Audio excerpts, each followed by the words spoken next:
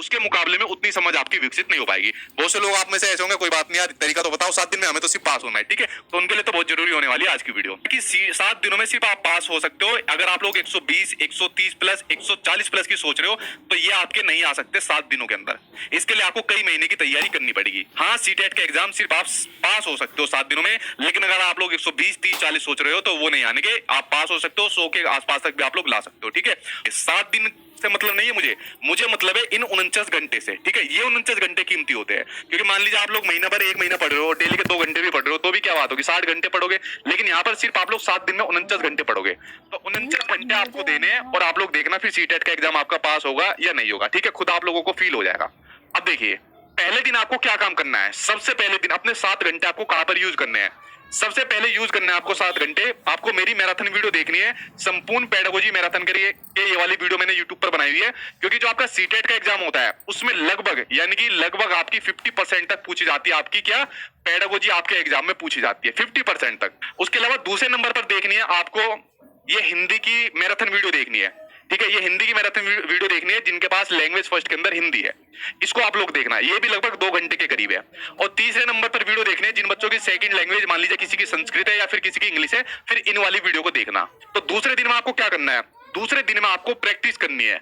ध्यान से सुनना मेरी बात को, प्रैक्टिस जो आपको करनी है सिर्फ प्रीवियस ईयर के क्वेश्चन आपको लगाने हैं जो आपके सीटेट के एग्जाम में पूछे गए हैं। मोस्ट इंपोर्टेंट चीज होती है आपके लिए प्रीवियस ईयर के क्वेश्चन पेपर। जो सीटेट के एग्जाम में प्रीवियस ईयर के पीवाईक्यू होते हैं उन वो सबसे ज्यादा महत्वपूर्ण होते हैं। तो आपको प्रैक्टिस के लिए प्रीवियस ईयर के क्वेश्चन आंसर लगाने हैं, जो पेडागोजी आपने पहले वीडियो समझी और फिर पेडागोजी के क्वेश्चन आंसर आपने प्रैक्टिस करे प्रीवियस ईयर के जो आपके सीटेट के एग्जाम में पूछे गए, ठीक है। उसके अलावा दूसरी चीज आपको प्रैक्टिस करने है, दूसरे दिन ही करना है, अनसीन पैसेज यानी जो गद्यांश और काव्यांश आपके एग्जाम में पूछे जाते हैं। ये पूछे जाते हैं आपके हर लैंग्वेज में 15-15 नंबर के, तो टोटल मिलाकर हो गए आपके 30 नंबर के आपके गद्यांश और काव्यांश यानी कि अनसीन पैसेज आपके एग्जाम में पूछे जाएंगे। यहां तक आपकी चीज खत्म हुई, यानी अब आपके 2 दिन खत्म हो गए और 2 दिन में आपने अपने 60 प्लस नंबर गेन कर लिए जो सबसे आसान थे। तीसरे दिन आपको क्या काम करना है, तीसरे दिन आपको जो सबसे महत्वपूर्ण मनोवैज्ञानिक है जो आपके सीटेट के एग्जाम में आपको देखने को ही मिलते हैं जरूर। कौन कौन से मनोवैज्ञानिक है, ये मनोवैज्ञानिक है आपके जीन पियाजे, Lawrence Kohlberg, Lev Vygotsky, Howard Gardner, Noam Chomsky और वेन हिले की थ्योरी पूछी जाती है। ये बेसिकली क्वेश्चन आता है आपका मैथ्स के अंदर, ये क्वेश्चन आता है, ठीक है। नोम चोम्स्की और आपके जीन पियाजे और वाइगोत्स्की के क्वेश्चन आपके हिंदी, इंग्लिश, संस्कृत या कोई भी लैंग्वेज हो वहां भी आपके पूछे जाते हैं। इन मनोवैज्ञानिक की क्या करनी है आपको, सिर्फ वीडियो देखनी है। मैंने कहा ना बुक तो आपको कोई मैं फॉलो करने ही नहीं दूंगा, इनकी सिर्फ आपको वीडियो देखनी है। 3 दिन कंप्लीट होने के बाद अब आप आगे चौथे दिन, ठीक है। अब चौथे दिन आपको 10 टॉपिक पढ़ने हैं। अब आपने कहा 10 टॉपिक यानी 7 घंटे में 10 टॉपिक पढ़ने हैं, ये तो मुश्किल हो जाएंगे, ठीक है। 1 घंटे में 1 टॉपिक भी नहीं हो पा रहा, लेकिन बहुत छोटे छोटे टॉपिक है। हर टॉपिक के ऊपर मैंने एक वीडियो बनाई हुई है सिर्फ इस वाले को छोड़कर। New education policy 2020, new education policy 2020 से संबंधित कई क्वेश्चन आपके एग्जाम में सीटेट के एग्जाम में हर शिफ्ट के अंदर देखने को मिल रहे थे। एक तो मिनिमम आ रहा था, 2 भी पूछे गए, 3 भी पूछे गए, सीडीपी में पूछे गए, मैथ्स में पूछे गए, ईवीएस में पूछे गए। ये भी मैंने अपने यूट्यूब चैनल पर डाला हुआ है। जेंडर यानी लिंग वाला चैप्टर अपने यूट्यूब चैनल पर डाला हुआ है। मोस्टली 2 तरीके के क्वेश्चन ज्यादा पूछे जाते हैं, जेंडर वाइज और जेंडर स्टीरियोटाइपिंग, इस तरीके के क्वेश्चन पूछे जाते हैं। इसको देख लेना आप लोग। प्रॉब्लम सॉल्विंग का क्वेश्चन आपको देखने को मिलता है, खासकर सीडीपी के अंदर देखने को मिलता है 1 नंबर का जरूर। लर्निंग डिसऑर्डर आपको देखने को मिलेगा, अधिगम विकार आपको देखने को मिलेंगे, जिसमें आपके डिसलेक्सिया, डिसग्राफिया, डिसकैलकुलिया वगैरह जितने भी अधिगम विकार है वो आपको इसके अंदर देखने को मिलेंगे। उसके अलावा असेसमेंट एंड इवैल्यूएशन से संबंधित आपको चीजें देखने को मिलेगी, ये चैप्टर मैंने यूट्यूब पर डाला हुआ है। और आपको एक मैप वाला आपको 1 नंबर का जरूर देखने को मिलेगा कि आपका 5वां दिन शुरू हो गया, ठीक है। अब आपको फील हो रहा होगा यार मतलब 4 दिन में हमने इतना मटेरियल पढ़ लिया।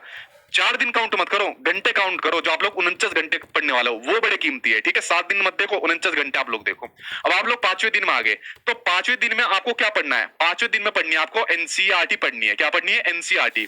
अगर आपका पेपर फर्स्ट है जिसमें आपका पर्यावरण अध्ययन पूछा जाता है तो आपको एनसीईआरटी पढ़नी है 3rd to 5th। लेकिन आप लोग 1 हफ्ते में एनसीईआरटी नहीं पढ़ पाओगे, तो आपको क्या काम करना है, आपको मेरे वाले नोट्स पढ़ने हैं। उसके अंदर मैंने एनसीईआरटी का मोस्टली कंटेंट डाला हुआ है। इतनी एनसीईआरटी शायद ही आपको कहीं देखने को मिलेगी जितनी मैंने अपने नोट्स के अंदर डाली हुई है।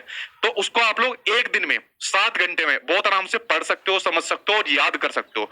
अब पेपर सेकंड वाले ध्यान से सुनना, क्योंकि पिछली बार पेपर सेकंड की हालत बहुत खराब हुई थी। उससे पिछली बार जो सीटेट हुआ था उसमें भी पेपर 2 की हालत बहुत खराब हुई थी। लेकिन आपको जो एनसीईआरटी पढ़नी है वो पढ़नी है 6 to 8 क्लास तक की एनसीईआरटी आपको पढ़नी है। 6 to 8 क्लास तक की एनसीईआरटी पढ़ोगे, कम से कम 1.5 महीना आपको किताबें पढ़ने में लग जाएगा। मैं तो सिर्फ 7 दिन का टाइम आपको दिया हुआ है।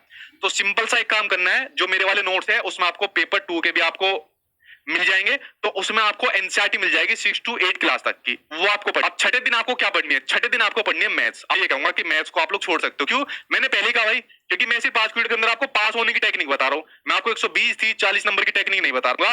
ज्यादा मत पढ़ना, सिर्फ इन मेन टॉपिक को आपको पढ़ना, ठीक है। वो क्या, कौन सा टॉपिक है? मेजरमेंट यानी मापन वाला टॉपिक पढ़ना है। 1 नंबर का आपके एग्जाम में जरूर पूछा जाता है। तो दिन कुछ काम नहीं करना, 7वें दिन सिर्फ आपको प्रैक्टिस प्रैक्टिस करनी है।